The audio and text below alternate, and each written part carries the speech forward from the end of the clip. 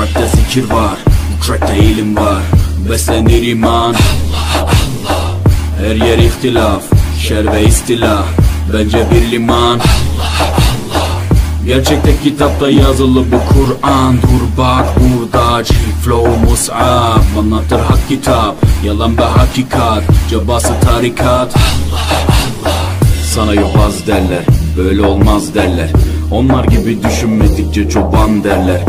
Biz Müslümanız, düşüncemiz hüsnü zandır. Bak istediğin güçle saldır. Biz Rabbe müptelayız. İşimde Allah, dilimde Allah, zikrimde Allah, fikrimde Allah, aklımda Allah, aşkımda Allah, aslımda Allah, kanımda Allah. Hasbi Rabbi Cellallah, ma fi kalbi gayrullah. Nur Muhammed sallallahu, la ilahe illallah.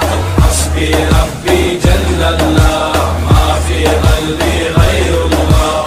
Nur Muhammed sallallahu, la ilahe illallah. Bu benden bir davet, nefse ikamet, hem de tek çare Allah Allah. Bu hayat imtihan, şeytandan intikam, sayısız iltifat Allah Allah. Güvendiğin dağlara kar yağar bak ancak Allah asla seni satmaz. Düşünce kalkmalısın, şükürle kalmalısın, desin hep kalp atışın Allah Allah. Günahla esti yerler, daha gençsin derler.